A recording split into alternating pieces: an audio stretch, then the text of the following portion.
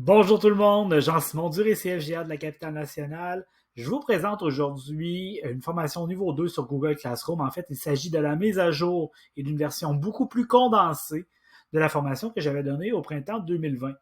Alors, les documents sont accessibles au bit.ly/classroom NIV2, comme vous pouvez le voir ici en bas. Alors, c'est parti pour une tournée sur l'utilisation de Google Classroom en classe.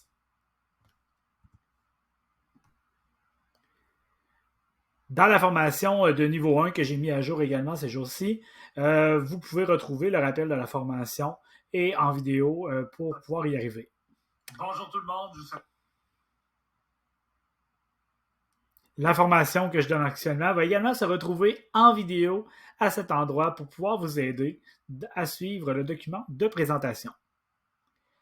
Important, si vous voyez le petit logo de YouTube ici et là dans la présentation, c'est que ça vous mènera à des vidéos très courtes sur un aspect bien précis de ce que je vous présente aujourd'hui. Si jamais vous avez besoin d'aide, vous vous posez une question, au-delà de mon site internet et de la section sur Classroom qui s'y trouve, vous avez des fichiers d'aide de Google qui sont extrêmement bien faits, très complets, qui sont mis à jour régulièrement pour avoir la dernière mise à jour. Alors, vous cherchez aide Google Classroom sur Internet avec la chose sur laquelle vous cherchez et puis vous allez trouver rapidement quelque chose à ce niveau-là pour pouvoir y répondre. Je vous rappelle que pour les élèves, j'ai créé l'auto-formation qui leur est dédiée. Alors, je vous invite à le partager, le lien de l'auto-formation en question. Donc, une auto-formation qui comporte, c'est-à-dire quelques vidéos qui pourra les guider dans l'utilisation de Google Classroom. Et le tout se retrouve au bit.ly/classroom tuto. Je poursuis avec nous. Alors, la première chose que je vais vous parler, c'est au niveau de la gestion des paramètres de Classroom et du cours. Je pense que c'est très important de pouvoir venir y jouer. Alors, je vais aller ouvrir Google Classroom, bien sûr, à partir de ma gaufre, une fois que je suis connecté à Google avec mon compte Google. Alors, je vais ouvrir Classroom et je vais choisir une des classes que j'ai. Je vais venir ici dans ma classe test. À deux endroits, on retrouve des paramètres par rapport à Google Classroom. Les premiers, ce sont les paramètres du cours et les deuxièmes paramètres, ce sont les paramètres de Google Classroom. Alors ici, en haut à droite, on a la roue dentée qui nous permet d'accéder aux paramètres. Alors, c'est ici que je suis capable de venir, entre autres, renommer ma classe ou encore de lui ajouter là, un petit descriptif. Donc, formation, par exemple, niveau 2, et ça se retrouvera dans la plateforme d'accueil de Google Classroom, en dessous de Test.js. Je vous invite ici à faire des tests là, pour pouvoir regarder si tout est correct selon ce que vous voulez. Et je vous rappelle que donnez-lui un nom de cours qui va parler autant à vous qu'à l'élève. Parce que du 30-51, s'il y en a dans différentes matières ou quoi que ce soit, eh bien à ce moment-là, on veut être capable de s'y retrouver. Dans la section générale, c'est ici que vous allez retrouver, si vous activez le code d'invitation qui apparaît là, du côté gauche là, dans la page d'accueil, dans la page du flux. Vous pouvez l'activer ou le désactiver. Vous y retrouvez également le lien d'invitation que vous pourriez envoyer à vos élèves pour pouvoir joindre votre classe. Le code de cours est ici et on peut l'afficher à partir d'ici. Sinon, dans le flux, c'est ici que vous allez déterminer dans le flux est-ce que les élèves peuvent publier des posts et des commentaires, peuvent uniquement ajouter des commentaires ou encore il y a juste les enseignants qui peuvent publier des publications. Alors à ce moment-là, c'est vous qui décidez, pensez-y bien, pensez à ce que vous voulez faire, pensez à votre intention avant de choisir quoi que ce soit. Il n'y en a pas un meilleur que l'autre, c'est vraiment selon ce que vous voulez arriver. Mais l'éducation prime toujours là, sur la répression et enlever des droits aux élèves, là, selon moi. Par rapport aux travaux et aux devoirs sur le flux, je vous recommande fortement soit de masquer les notifications ou y aller en réduit, mais sinon, on affiche, là, c'est qu'il y a toujours dans le flux, on a ajouté tel support de cours, un autre support, etc. Donc, c'est assez... c'est trop complet là, dans le sens que ça met trop de publications dans le flux. Alors, les notifications réduites ou encore de masquer les notifications par rapport aux travaux et devoirs est une excellente pratique à faire. Parce qu'à chaque fois qu'il y a quelque chose qui arrive dans le flux, tout dépendamment des notifications des élèves, un courriel, un autre courriel, un autre courriel. Donc, Jean-Simon a ajouté, Jean-Simon a ajouté. À un moment donné, ça leur tente pas trop de voir ça encore et encore. Alors, on poursuit maintenant. Est-ce que vous voulez afficher les éléments supprimés? Ça, c'est un nouveau truc, je pense, parce que je n'ai jamais vu ça avant.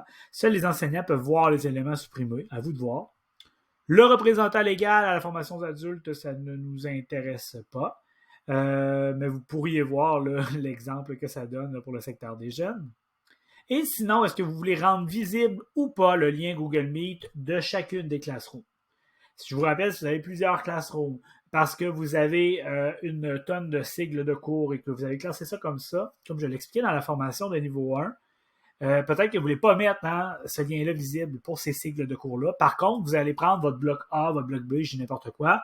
Vous êtes fait une classe qui regroupe plusieurs de vos élèves. À ce moment-là, le lien, vous voudrez alors l'afficher pour ceux-là. Sinon, dans le calcul des notes, on n'utilise pas beaucoup de notes à la FGA, donc plus ou moins pratique. Je vous dis quand même que c'est à cet endroit-là. Et à la fin, il suffit de venir en haut à droite, enregistrer le tout. Ça, c'était pour les paramètres du cours en question, le cours Test.js. Si on vient dans le menu avec les 3 petites lignes, moi je l'appelle le menu hamburger, pour les 2 pains et la petite viande dans le milieu, on descend tout en bas de toutes vos classrooms, en bas des classrooms dans lesquels vous êtes inscrits, en bas des cours archivés. C'est ici que vous allez retrouver les paramètres pour l'ensemble de Google Classroom. C'est également ici que vous allez mettre des notifications ou pas par courriel. Si je fais ça comme ça désactive tout, alors qu'ici, ça le réactive. Je vous demanderai quand même de faire attention et même d'encourager vos élèves d'expliquer les notifications. Vous voulez les gérer, mais vos élèves également doivent apprendre à les gérer. Si on enlève tout, on risque de perdre des éléments extrêmement importants. Vous avez un élève qui vous a remis un devoir, vous ne le voyez pas passer parce que vous avez enlevé vos notifications. Bien sûr, quand tout est coché, je vais vous le dire, ça fait tout un tas de notifications qui s'empilent dans notre boîte de courriel. Ce n'est peut-être pas nécessairement ce que vous voulez. Donc, je vous dirais, prenez le temps de lire chacun des énoncés et de déterminer est-ce que c'est pertinent que je garde cette notification-là ou pas. Et il y a des notifications pour les cours auxquels vous êtes inscrit comme élève. Alors, à ce moment-là, ce que vous pouvez vous dire, c'est que peut-être que vous ne voulez pas avoir ça. Vous êtes inscrit dans le cours d'un collègue parce que vous vouliez voir sa classroom, mais vous ne voulez pas être notifié, évidemment. Vous décochez tout ça tout simplement en appuyant sur le petit bouton bleu. Même chose pour les cours dont vous êtes enseignant. Il y a certaines affaires que vous pouvez cocher ou pas. Et finalement, je vous invite vraiment à ouvrir ce qu'il y a ici dans les notifications de cours, le petit crochet, la petite flèche qui nous permet de venir activer ou désactiver. Vous voyez ici, j'ai des cours pour lesquels mes notifications sont activées et j'en ai d'autres pour lesquelles elles sont complètement désactivées parce que je suis dans le cours de l'un et de l'autre enseignant. Et ce n'est pas pour moi, c'est juste pour les aider. Alors, je ne veux pas être notifié de ça. Donc, ce serait la même chose là, dans votre cas. Quand vous avez terminé, vous pouvez tout simplement revenir dans le menu hamburger et dans la section des cours ou encore là, directement dans la classroom qui vous intéresse. Ça ici, c'était pour les gérer, nos paramètres de classroom et du cours. Et j'ai pris de l'avance un peu avec les notifications qui sont un peu plus loin dans la présentation. Maintenant, je vous présente par rapport à la bannière. Qu'est-ce que c'est que la bannière? La bannière, là, elle mesure 1600 par 400. Je vous donne les dimensions. Pourquoi? Parce que vous êtes capable de venir la changer. Alors, si je reviens dans mon cours, juste ici, dans ma classroom qui est juste là,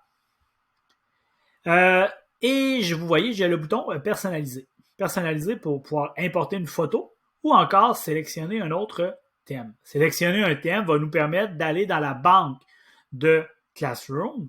Il y a des thèmes qui sont là, qui sont bien faits, mais qui restent simples et qui sont peu personnalisés. Si jamais vous voulez quelque chose de personnalisé, vous pourriez utiliser ce que vous aimez bien. Créez-vous une bannière qui a une dimension de 1600 par 400. Et je vous conseille fortement Canva. Canva est un outil fantastique qui vous permet une tonne de possibilités et qui est complètement gratuit avec la version enseignante d'ailleurs.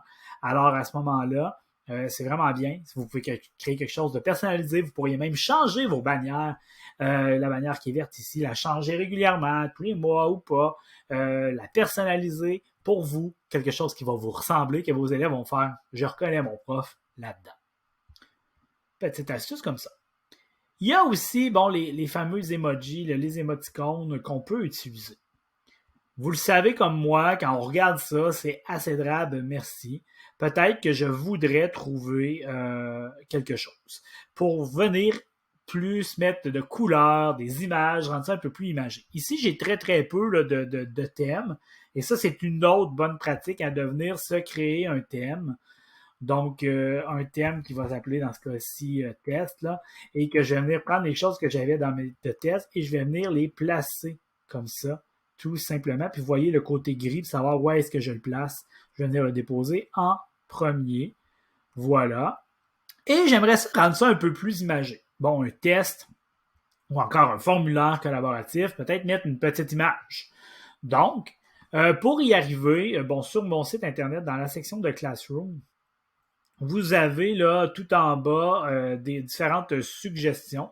Je pourrais même en ajouter une. C'est des suggestions pour, je vous dirais, rendre ça un plus beau design dans Classroom, mais faites attention. Qu'est-ce que je veux dire par là? C'est que si vous prenez une police de caractère qui est très dure à lire pour certains élèves, vous vous tirez dans le pied. Si ça a l'air d'un véritable arc-en-ciel, votre Classroom, je pense aussi que vous vous tirez dans le pied. Trop, c'est comme pas assez.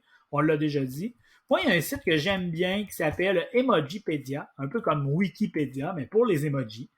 Alors, on peut venir chercher, c'est en anglais celui-ci, donc je cherche en anglais. Alors, je vous dirais que je ne l'ai jamais testé en français. Et puis, ici, c'est un tube test. Parfait, j'aime ça, je trouve ça beau, etc. Je vais venir tout simplement le copier. Et je vais venir renommer, vous voyez, avec les 3 petits points au bout, renommer la section test. Je vais venir coller mon petit tube et je vais venir le renommer. Vous voyez, ça permet ça. Donc, ça permet de l'écriture, des caractères que vous pouvez écrire avec votre clavier et des émoticônes pour venir enjoliver le tout. Donc, voilà, c'est une façon de faire. Encore une fois, je le répète, avec modération, s'il vous plaît. Finalement, copier le lien d'un support. Qu'est-ce que je veux dire par un support, là, que ce soit un devoir, une documentation, bref, toutes les choses qui sont dans votre Classroom. Lorsque l'on vient aux 3 petits points au bout, et là, faites attention pour ne pas vous mêler entre les 3 petits points de la section là, du thème ou encore les 3 petits points de l'activité. Donc, les 3 petits points de l'activité, vous voyez, copier le lien. Qu'est-ce que ça fait, ça, dans la vie, en fait? C'est que vous pourriez envoyer, par exemple, dans le chat, avec Google Chat avec vos élèves, on en reparlera un petit peu plus tard, vous pourriez leur envoyer, dire « Hey, il y aurait telle activité à faire ».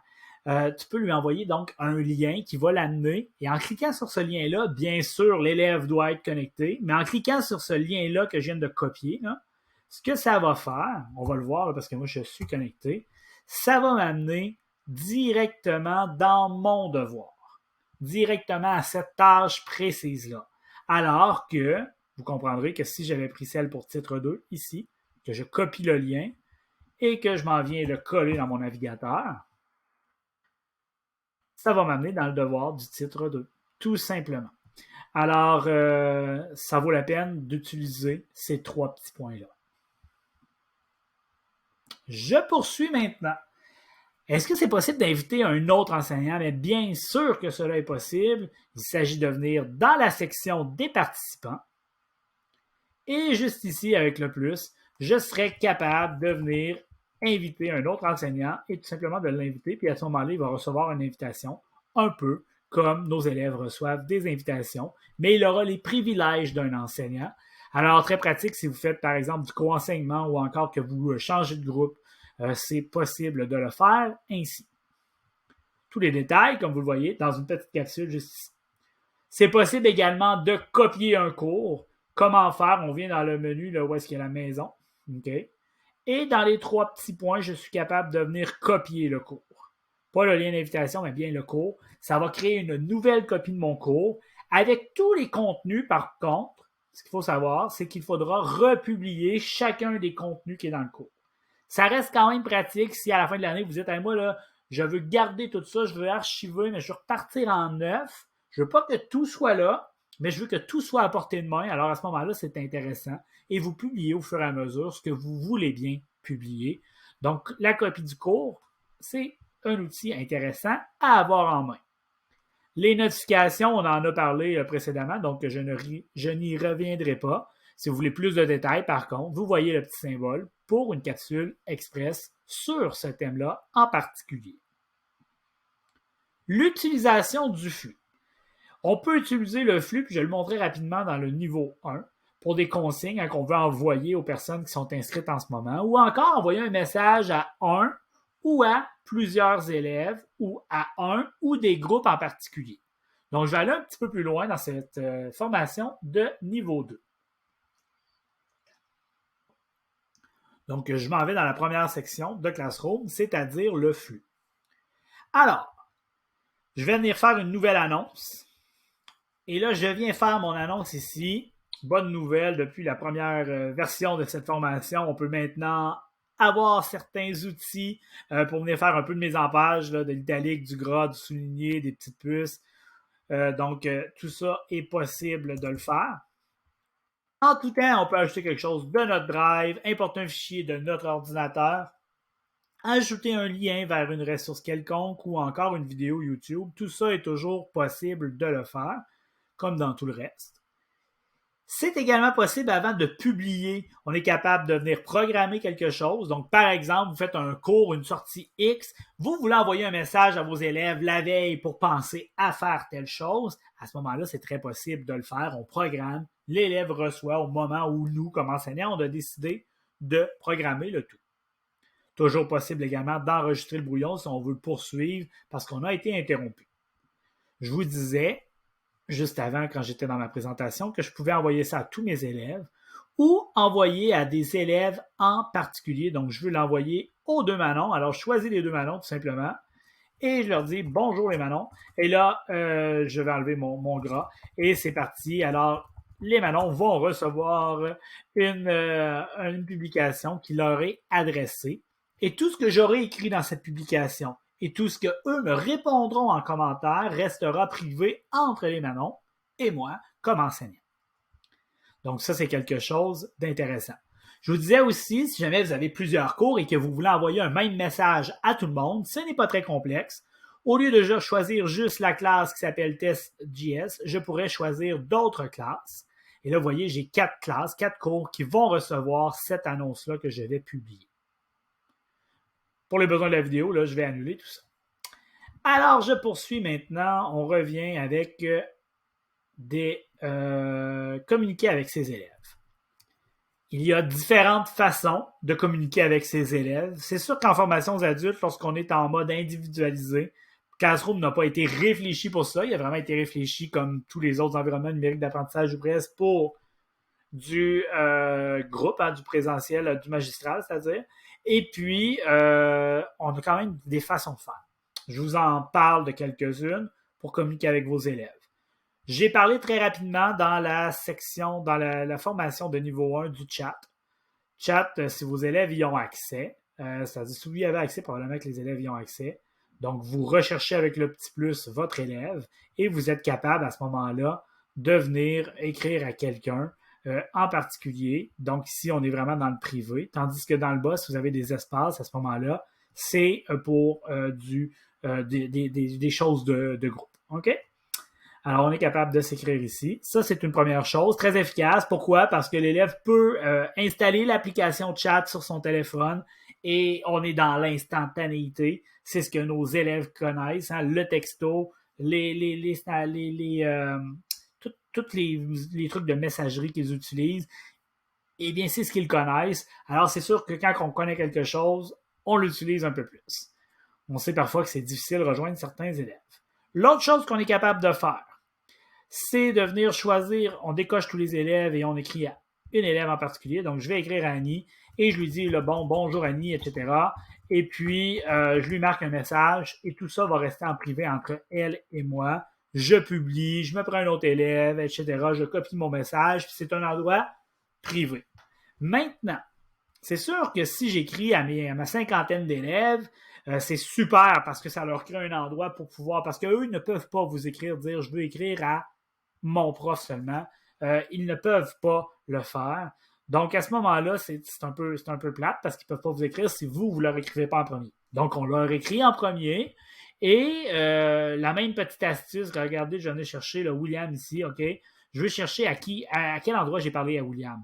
Donc, qu'est-ce que je fais? C'est CTRL F et je vais venir marquer William. Et vous voyez, on me trouve les William dans ma page. Donc, William il est là, puis je l'ai à un autre endroit, donc qui est caché. Alors, tout est ici, là, dans William. Donc, c'est ici que j'ai écrit à William. Puis William m'a répondu, j'ai compris, ben génial, etc. Puis, la conversation continue.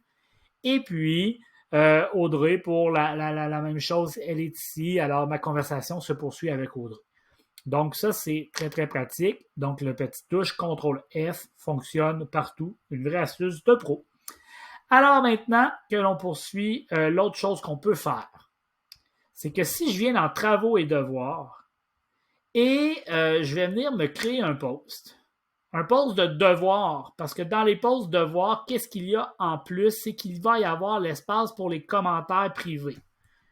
Donc, je ferais quelque chose comme tes questions en privé, puis j'écrirais « Écris-moi ici si tu as des questions » en utilisant les commentaires privés. Pourquoi? Parce que les commentaires de cours sont vus par tous, tandis que les commentaires privés, qui sont dans l'interface de droite pour l'élève, elle nous écrit, on reçoit un courriel, on est capable d'appuyer un courriel pour dire répondre et ça nous amène directement au bon endroit pour y répondre. Donc, c'est quand même très, très pratique. L'endroit où tout ça va, c'est que, si vous voyez, je vais venir dans ce devoir-là, et ce serait à cet endroit-ci. Vous voyez, Christiane, je suis capable de venir lui écrire un message en privé et elle aussi, à ce moment-là, on pourra s'écrire. Donc, c'est une belle façon pour avoir tous nos messages de nos élèves dans un seul et même devoir. Mais soyez rassurés une fois de plus, ce qui est écrit en privé reste en privé. Donc, c'est un super bon moyen d'utiliser les commentaires privés pour envoyer de la rétroaction à notre élève. À ce moment-là, c'est tout à fait génial de pouvoir le faire ainsi. Alors, c'est un peu les trois façons. Donc, dans le flux, et on fait CTRL F pour se retrouver. Un post qu'on crée de devoir pour qu'ils puissent avoir des commentaires privés, puis on invite nos élèves là. Ou encore, vous voulez passer au chat, les élèves sont connectés avec une application fantastique, on s'écrit et on communique ensemble très, très, très rapidement et efficacement.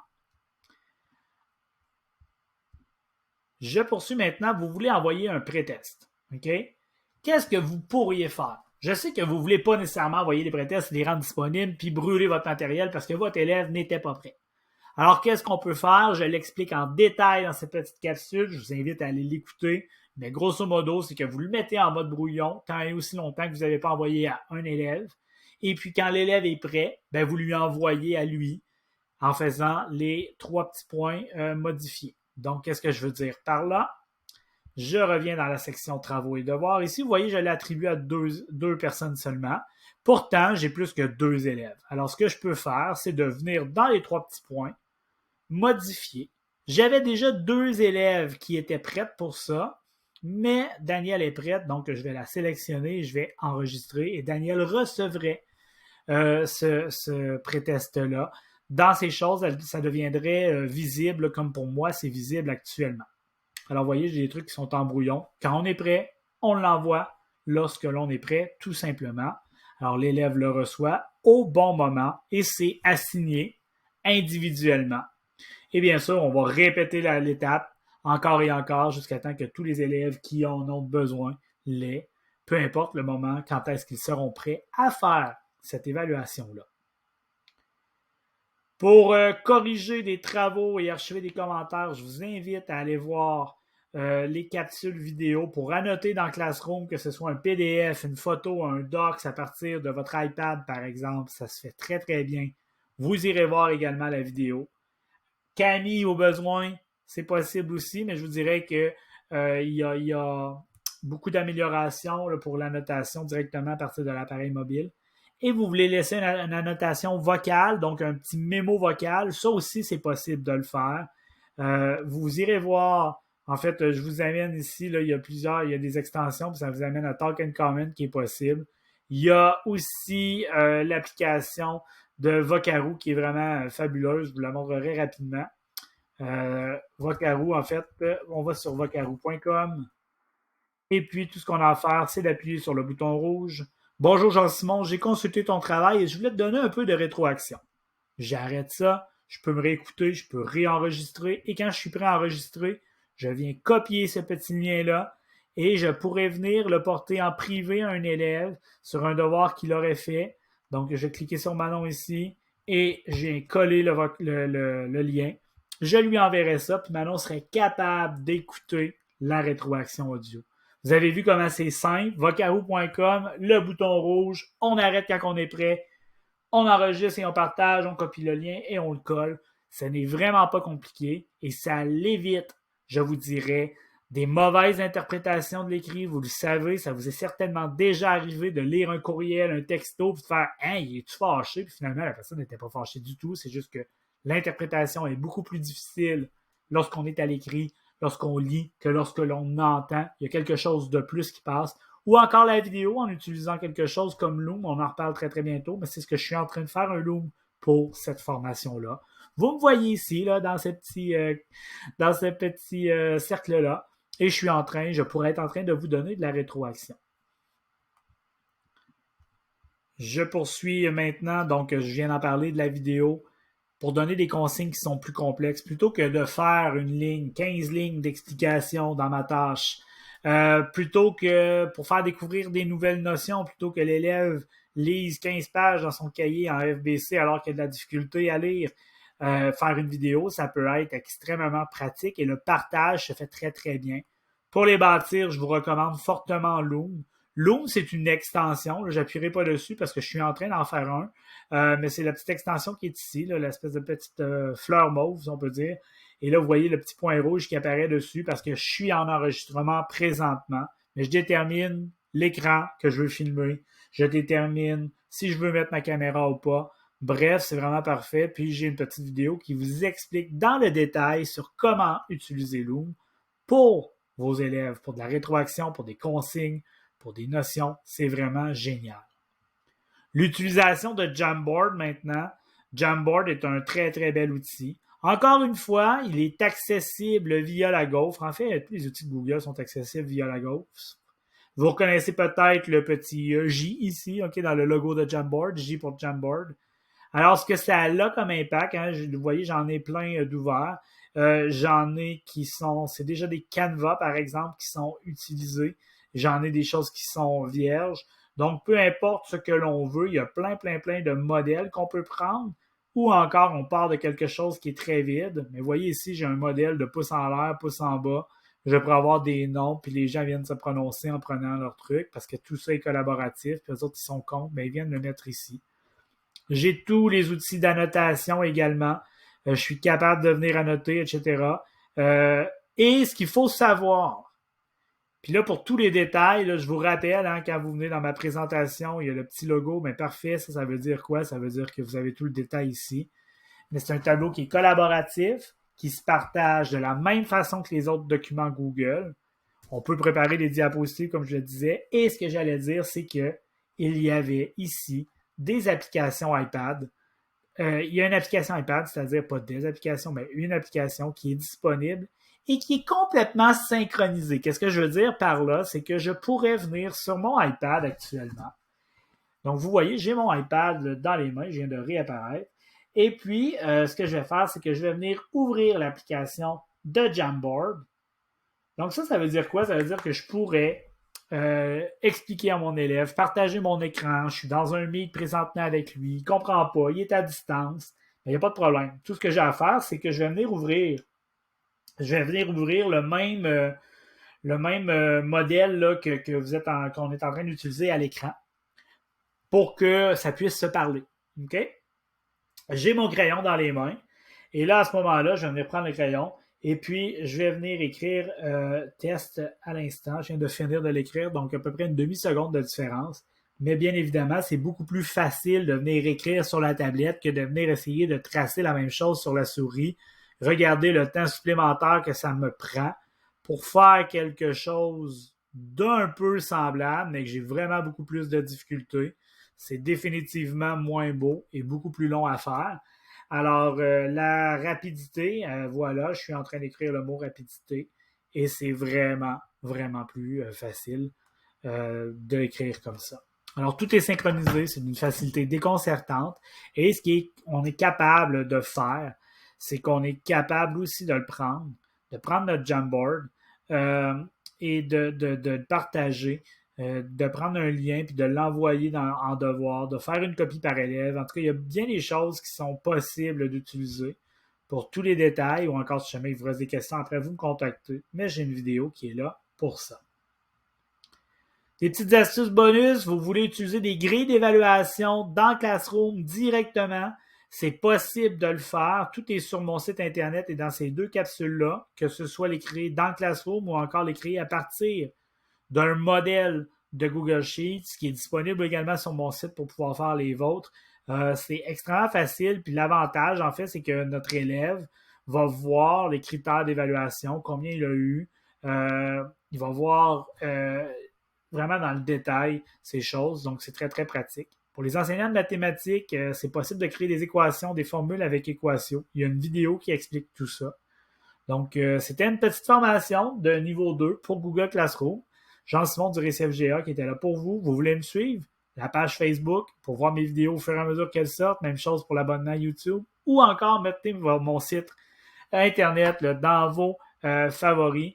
Mon site qui est très complet. Vous pouvez prendre également un rendez-vous avec moi. Tout ça est disponible au bit.ly/récit FGA 03. Je vous souhaite une belle fin de journée. Une bonne exploration des fonctionnalités dans Classroom. Il y en a énormément. Ne vous gênez pas pour utiliser toutes ces possibilités-là.